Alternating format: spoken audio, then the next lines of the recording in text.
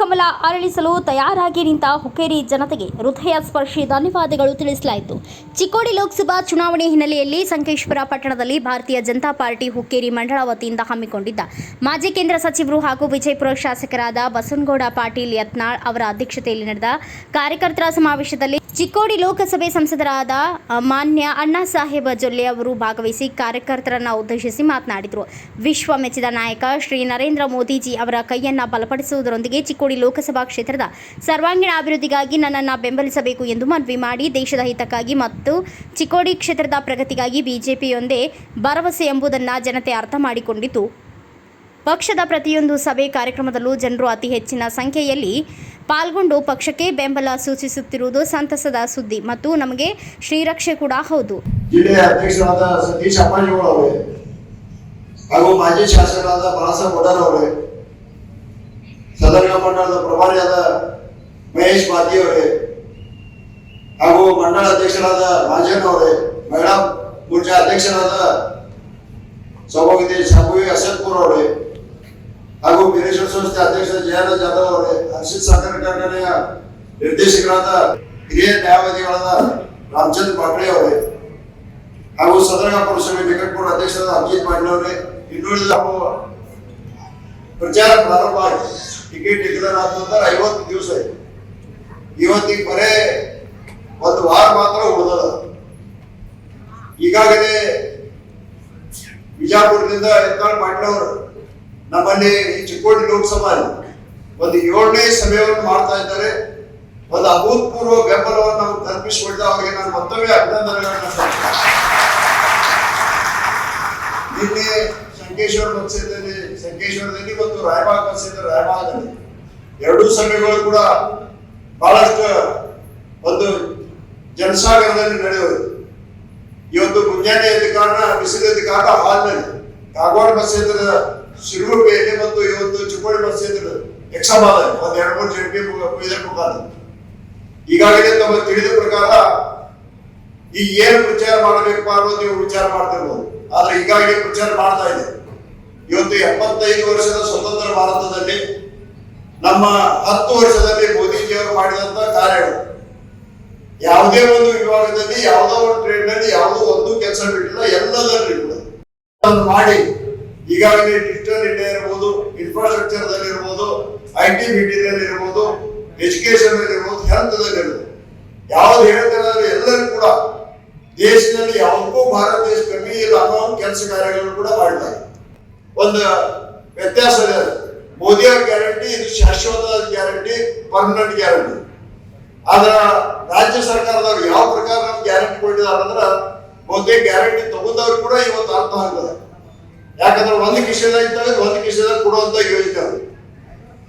ಈಗ ಹೆಣ್ಮಕ್ಳಿಗೆ 2,000 ಇರ್ಬೋದು, ಬಸ್ ಪಾಸ್ ಇರ್ಬೋದು, ಇಲೆಕ್ಟ್ರಿಕ್ ಬಿಲ್ ಫ್ರೀ ಅಂತ ಇರ್ಬೋದು, ಕರೆಂಟ್ ಅದ.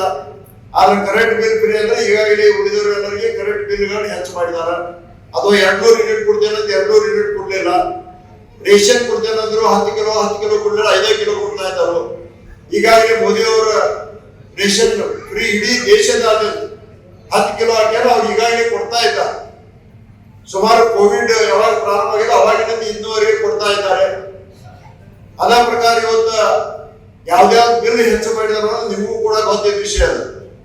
ಇವತ್ತು ಮುದ್ರಾಂಕ ಶುಲ್ಕ ಅದನ್ನು ಕೂಡ ಹೆಚ್ಚು ಮಾಡಿದಾರು. ಮತ್ತೆ ಯಾವ್ಯಾವ ಟ್ಯಾಕ್ಸ್ ಹಾಕಿದಾರ ಅಂದ್ರೆ ಬಹುತೇಕ ನಿಮ್ಗೆ ಎಲ್ಲರಿಗೂ ಗೊತ್ತಿದ್ದ ವಿಷಯ ಅದು. ಅಂದ್ರೆ ನಮ್ಮಲ್ಲೇನ ಮನೆಯಾಗಿದ್ದ ಟ್ಯಾಕ್ಸ್ ತಗೊಂಡು ನಮ್ಗೆ ಕೊಡ್ತಾ ಇದ್ದಾರೆ.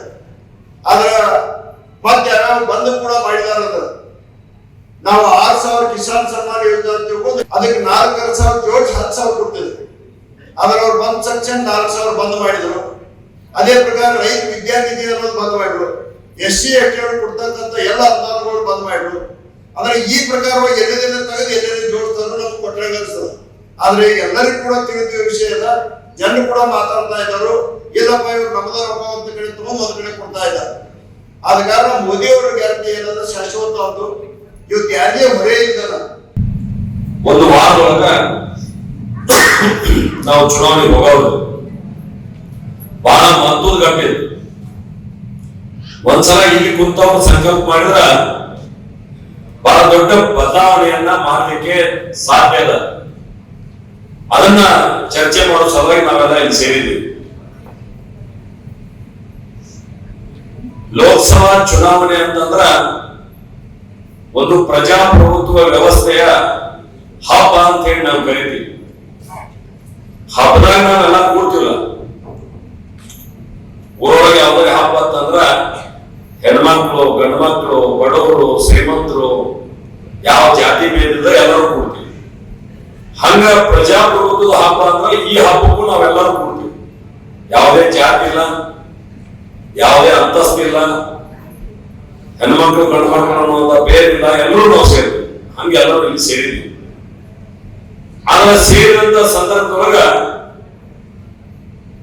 ನಮ್ ಕಡೆ ಒಂದು ಭಯ ಮತ್ತು ಮನೆಯಾಗಿರೋರ ಕಡೆ ಒಂದು ಬ್ರಹ್ಮಾಸ್ತ್ರ. ಏನು ಬ್ರಹ್ಮಾಸ್ತ್ರ ಅಂದ್ರ 5 ವರ್ಷಗಳ ಕಾಲ ಈ ದೇಶವನ್ನ ಯಾರು ಆಳಬೇಕನ್ನುವಂತ ಒಂದು ನಿರ್ಣಯ ತರುವಂತ ಒಂದು ಮಹತ್ವದ ಅಸ್ತ್ರ ನಮ್ಮ ಮತದಾರ ಕೈಯೊಳಗೆ. ಅದನ್ನ 5 ವರ್ಷಕ್ಕೆ ಒಂದೇ ಸಲ ಪ್ರಯೋಗ ಮಾಡೋದಲ್ಲ. ದಯವಿಟ್ಟು ಅರ್ಥ ಮಾಡ್ಕೊಂಡ್ರೆ ಎಲ್ಲರೂ. ಬೆಂಗಳೂರು ಅಂತ ನಗರ ಪ್ರದೇಶದೊಳಗ ಬುದ್ಧಿವಂತರ ಅನಿಸ್ಕೊಂಡವ್ರು, ಕಲಿತಂತವ್ರು 50% ಓಟ್ ಹಾಕಿದ. ಇನ್ನು 50% ಮಂದಿ ಮತದಾನಕ್ಕೆ ಬರಲಿಲ್ಲ. ಈ ದೇಶದ ಆಡಳಿತ ವ್ಯವಸ್ಥೆ ನಡಿಬೇಕಂದ್ರ ಸಾಮಾನ್ಯ ನರೇಂದ್ರ ಮೋದಿ ಅವರು ಹೇಳ್ತಾರ, ಜನರ ಪಾಲ್ಗೊಳ್ಳುವಿಕೆ ಬಹಳ ಮುಖ್ಯ ಅದಂತೆ. ಡೆವಲಪ್ಮೆಂಟ್ ಆಗ್ಬೇಕಂದ್ರ ಅಭಿವೃದ್ಧಿ ಕಾರ್ಯದೊಳಗೆ ಜನರ ಪಾಲ್ಗೊಳ್ಳುವಿಕೆ ಬಹಳ ಮುಖ್ಯ. ಈ ಸಮಾರಂಭದಲ್ಲಿ ರಾಜ್ಯಸಭಾ ಸದಸ್ಯರಾದ ಈರಣ್ಣ ಕಡಾಡಿ, ಶಾಸಕರಾದ ನಿಖಿಲ್ ಖತ್ತಿ, ರಾಜೇಂದ್ರ ಪಾಟೀಲ್, ಗಜಾನನ್ ಕೌಳಿ, ಸಂಜಯ್ ಶಿರೋಳಿ, ಅಶೋಕ ಪಟ್ಟಣಶೆಟ್ಟಿ ಸೇರಿದಂತೆ ಇನ್ನು ಅನೇಕರು ಉಪಸ್ಥಿತರಿದ್ದರು. ಬ್ಯೂರೋ ರಿಪೋರ್ಟ್ ರಾಜು ಮುಂಡೆ, ಭಾರತ ವೈಭವ news, Sankeshwar.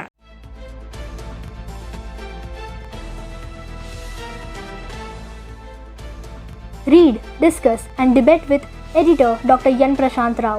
Wanted reporters in print, digital and visual media for Bharat Vaibhav Daily Newspaper, BV News Channel and BV Fast Web News from all the talukas of Karnataka.